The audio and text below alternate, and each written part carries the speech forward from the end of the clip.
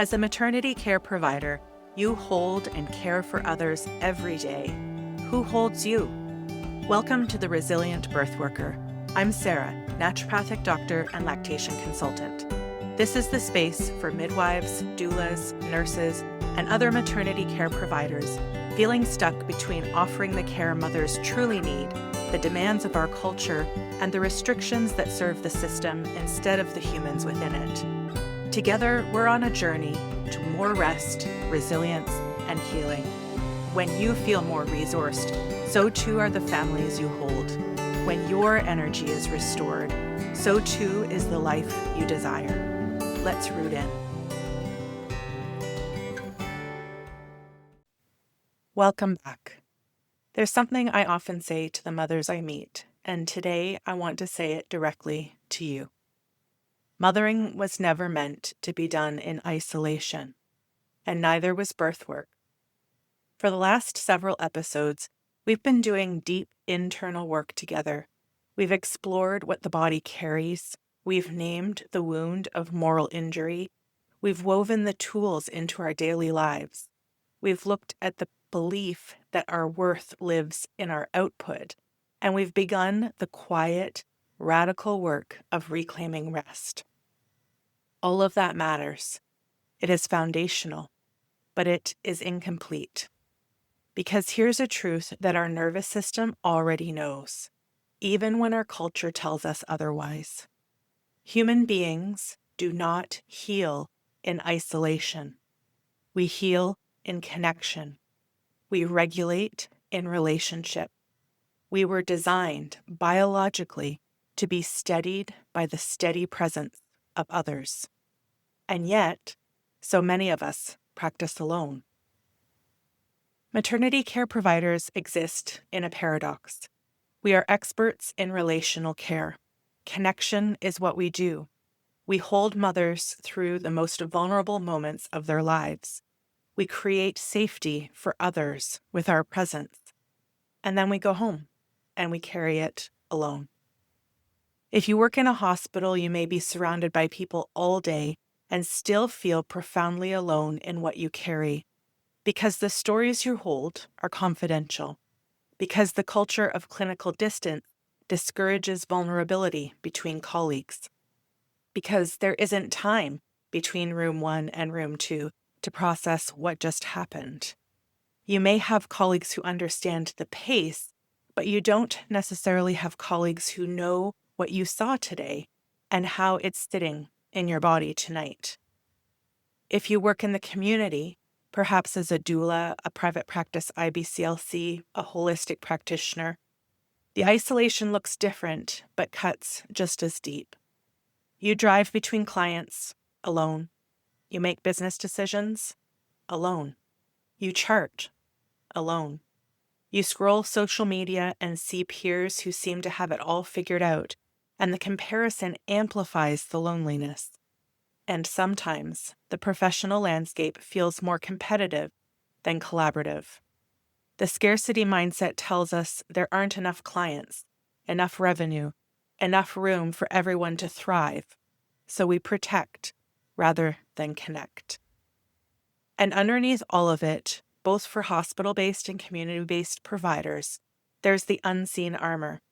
The armor that says, I should be able to handle this. The armor that resists vulnerability because vulnerability feels unsafe. The armor that keeps us in the role of the one who holds and never the one who is held. We talked about this in the last episode, the difficulty of receiving, the protection against being held. It doesn't just affect how we receive rest. It affects how we receive connection. It affects whether we let other people in at all. I want to share something that has stayed with me since I first read about it years ago. Urban planners studied trees in cities that had experienced major storms. They wanted to understand which trees survived and which ones fell. And they found a few consistent characteristics. The trees that withstood the storms had roots that dug deeply and spread widely. They had limbs with the flexibility to bend and sway rather than resist. And they were part of diverse groups of trees, varied in species and age. The trees that were connected in groups were more likely to survive than those that stood alone. When I read that, I thought, that is resilience. That is everything we've been talking about this season, held in a single image. The deep roots are the inner work, the nervous system foundation, the somatic practices, the identity reclamation, everything you've been building in these first 10 episodes. The flexible limbs are what we explored in episode 3, resilience as flexibility, not rigidity. The ability to move between states and return to safety. And the connection, the diverse group of trees that weathers the storm together, that's what we're talking about today. Because the science of trees mirrors the science of nervous systems. Co-regulation is not a nice to have, it is a biological need. In episode 3, we talked about the latter, the green zone, the red zone, the blue zone. We talked about resilience as flexibility, the ability to move between states and return to safety. But here's something I didn't emphasize enough in that earlier episode. The nervous system was never designed to regulate alone. Co-regulation is how it works between a mother and her baby. It's how it works in the birth room when your calm presence steadies a laboring mother, or in a client's living room when your presence steadies a mother struggling with breastfeeding. And it's how it's meant to work for you.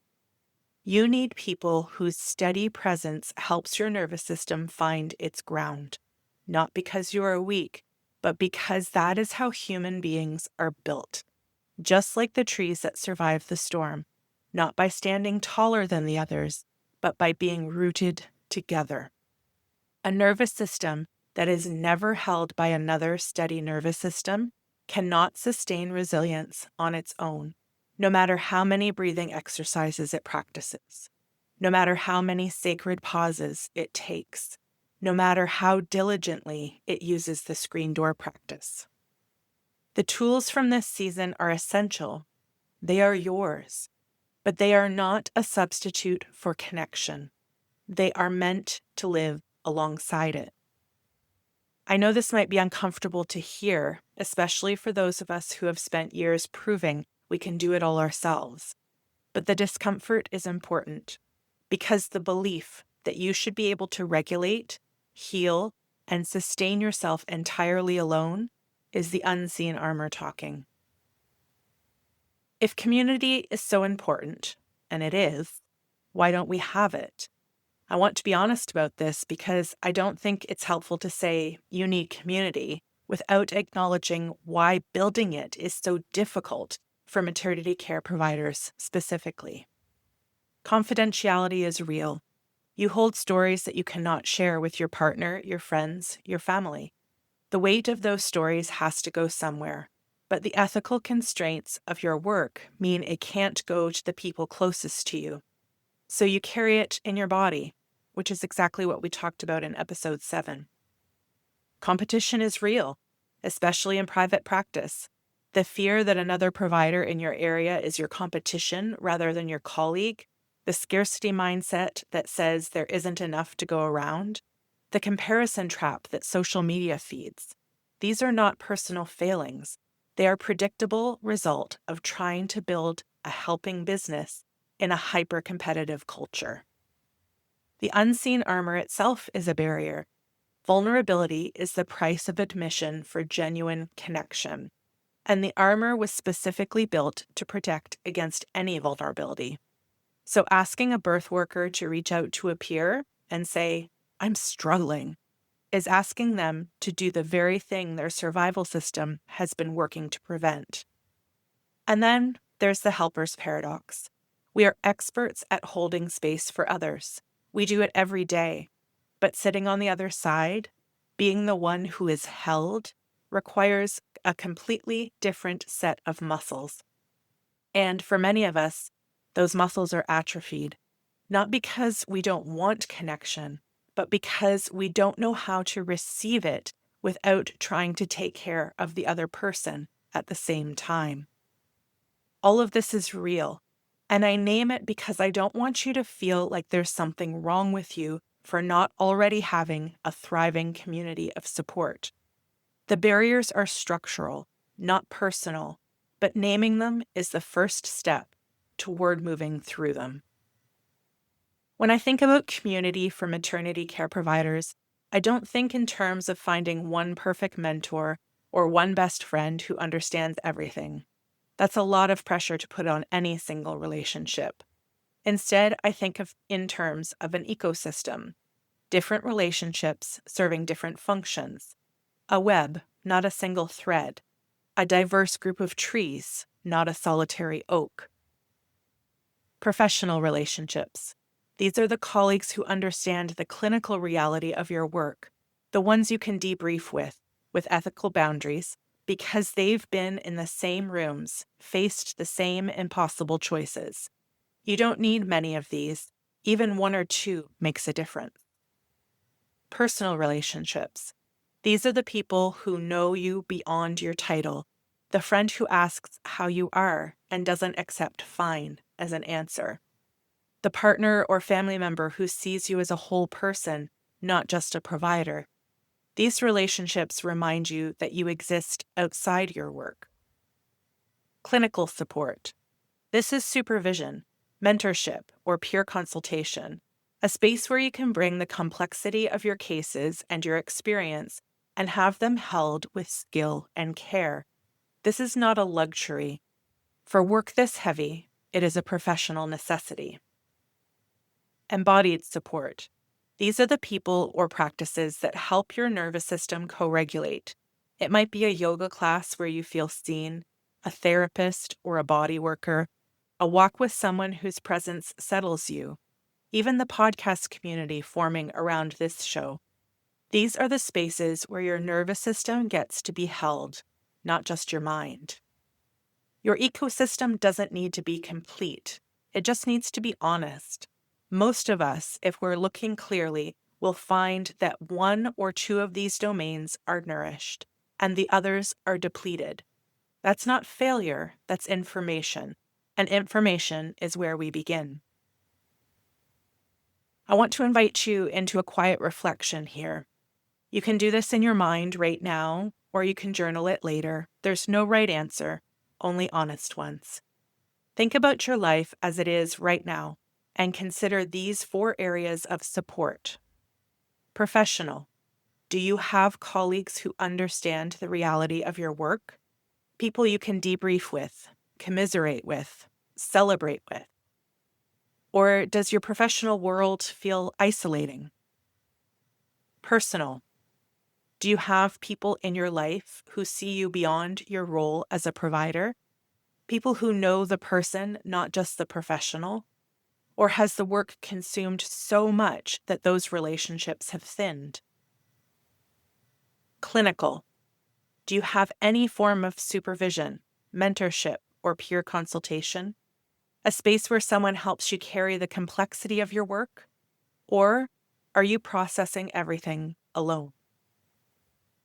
Embodied. Do you have people or practices that help your nervous system settle? Spaces where you feel held, not in charge? Or is your nervous system running on its own resources all the time?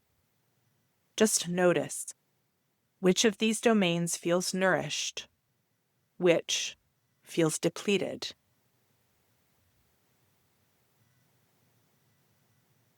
Now, choose one area, just one, the one that feels most depleted, perhaps, and ask yourself, what is one small, specific step I could take this week to tend to that area? Not a grand gesture, not a complete overhaul of your social life. One step. Maybe it's sending a text to a colleague you haven't spoken to in a while, not to network, but to connect. Maybe it's looking into peer supervision groups in your field. Maybe it's accepting the invitation you've been putting off. Maybe it's just telling one person honestly how you're actually doing. One step. That's enough. I'll leave you with a reframe today because I think it matters. In a system that isolates providers, that teaches you to be hyper independent, to carry it alone, to be the strong one who never needs help, choosing connection is not weakness, it's resistance. Every time you reach out to a colleague and say, "That was a hard day," that is an act of resistance against a system that would prefer you to stay silent and armored. Every time you let someone see you as you actually are, tired, uncertain, struggling, rather than as the competent, unshakable professional, that is a loosening of the unseen armor. Every time you allow your nervous system to be held by the steady presence of another person, you are practicing the very thing this entire season has been building toward. You are not meant to do this alone. You never were. And the roots of resilience, the ones we've been tending all season, grow deeper when they're intertwined with the roots of others, just like the trees that weather the storm, not the tallest, not the strongest, the most connected. In our final episode of the season next week, we'll bring it all together. We'll look back at the journey of this foundational season. We'll hold the vision of the resilient practitioner. And we'll close with a practice that weaves everything we've learned into a single, grounded moment. I'll see you there. Until then, be gentle with yourself. I'm so grateful you took the time to nourish yourself today. If this episode helped you feel a little less alone and a little more steady, I invite you to follow or subscribe and continue nurturing rest, resilience, and healing. And if you know someone who would benefit from the ecosystem of support we're cultivating here, please share the podcast with them. Until next time, be gentle with yourself.